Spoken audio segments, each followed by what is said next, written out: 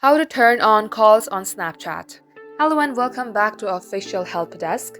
In today's video, I'm going to show you how you can turn on the call option on your Snapchat. So without any further ado, let us jump right into the process. Start by opening up your Snapchat app. From here, tap onto your chat icon on your bottom left. Long tap onto the chat that you would like to activate the calls of. As you do so, you will see chats and notification settings. Tap onto it and make sure that notification settings has been turned on. Tap onto it and under mute calls, untoggle this.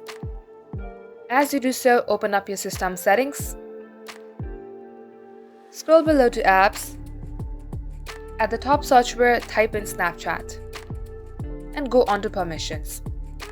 Under allowed, make sure that you also see microphone.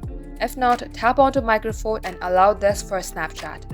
And this is how you enable call options on Snapchat. So that is all for today's tutorial. If you would like to see more videos on this topic, then do comment down below and we will get back to you soon with more tutorials like this. In the meantime, what you can do is like this video and subscribe to our channel.